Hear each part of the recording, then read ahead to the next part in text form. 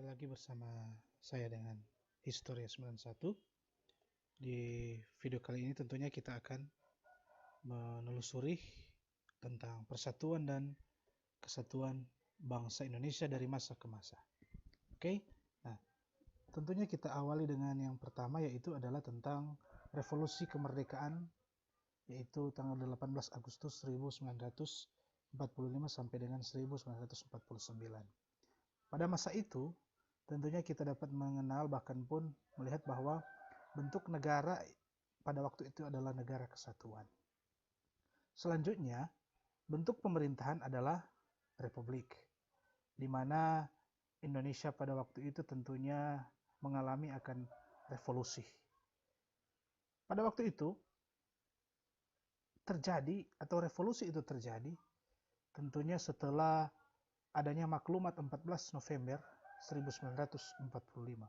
Nah, di dalam maklumat tersebut dikatakan bahwa kedudukan presiden berubah. Jadi, sebagaimana yang tentunya dicantumkan di dalam maklumat 14 November 1945 bahwa kedudukan presiden berubah.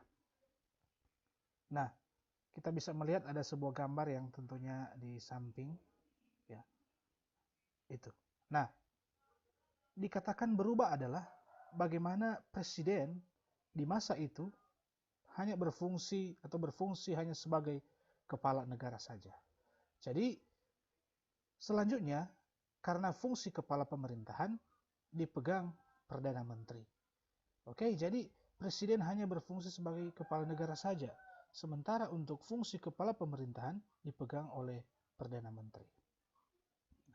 Kemudian di masa ini atau pada masa ini terjadi pemberontakan, yaitu pemberontakan PKI di Madiun yang terjadi sekitar tahun 1948, dan juga pemberontakan yang dilaksanakan oleh Darul Islam, Tentara Islam Indonesia. Oke, nah selanjutnya kita masuk pada masa Republik Indonesia Serikat, yaitu sekitar 1949 sampai 1950. Nah, pada masa ini tentunya kita awali dengan adanya penandatanganan Piagam Persatuan Republik Indonesia Serikat. Bisa kita saksikan di sini bagaimana situasi penandatanganan akan Piagam Persatuan RIS. Nah, di mana setelah adanya perjanjian konferensi meja bundar, yaitu 27 Desember 1949, menghasilkan Indonesia menjadi negara serikat. Nah, jadi pada intinya adalah Indonesia menjadi negara serikat, di mana jika berhalangan hadir, maksudnya dalam arti ini presiden digantikan oleh Perdana Menteri. Jadi itu terkait dengan masa Republik Indonesia Serikat. Selanjutnya, kita dapat melihat pada masa ini kita kenal dengan sistem pemerintahan parlementer. Jadi sistem pemerintahan parlementer ya maksudnya adalah bagaimana sistem yang tentunya di dalamnya itu didominasi oleh sebagian besar partai-partai politik ataupun partai-partai penguasa yang ada. Oke, nah di sini pada masa ini ada terjadi pemberontakan yang tentunya mengancam akan persatuan dan kesatuan, yaitu pemberontakan APRA, Andi Asis, bahkan pun pemberontakan Republik Maluku Selatan. Jadi seperti itu. Selanjutnya, kita masuk pada masa demokrasi liberal, yaitu 17 Agustus 1945 sampai 5 Juli 1959. Pada masa ini, tentunya Indonesia menggunakan konstitusi Undang-Undang Dasar sementara, yaitu Undang-Undang Dasar 1950. Kemudian, sistem pemerintahan yang digunakan adalah sistem parlementer.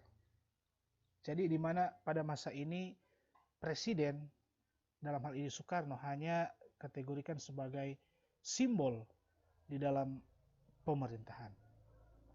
Pada masa ini seringkali terjadi ketegangan sosial politik, sehingga pada masa ini pemilu pertama kali dilaksanakan. Jadi berkaitan dengan tadi, di mana bercirikan banyak partai, sehingga pada tahun 1955 diadakanlah pemilu pertama kali, atau pemilu pertama kali dilaksanakan. di mana masa ini juga terjadi pemberontakan PRRI dan Permesta.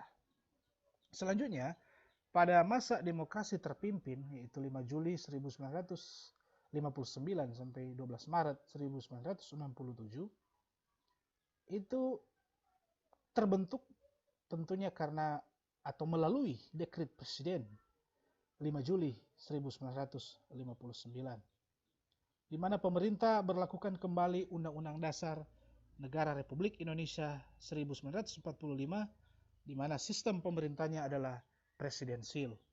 Jadi maksudnya adalah presiden sebagai kepala negara sekaligus bertanggung jawab terhadap jalannya pemerintahan.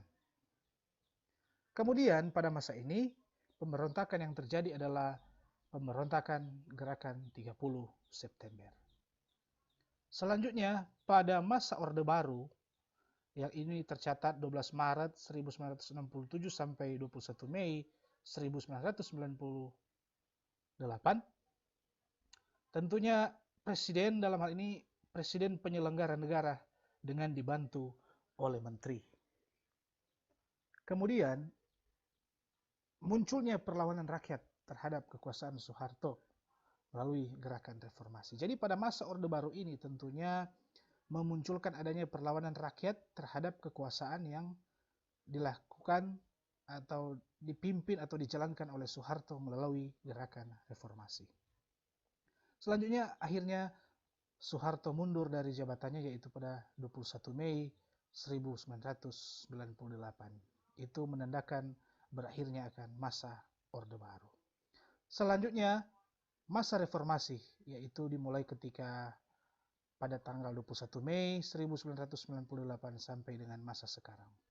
Di masa reformasi ini bisa kita melihat sebuah gambar yang ada di mana para masyarakat pengunjuk rasa itu tentunya menempati akan gedung DPR pada waktu itu, di mana terselenggaranya pemilu yang demokratis. Jadi pada masa reformasi ini diselenggarakan pemilu yang tentunya demokratis, yaitu pada tahun 1999. Kemudian dilakukan juga dengan adanya amandemen Undang-Undang Dasar Negara Republik Indonesia tahun 1945.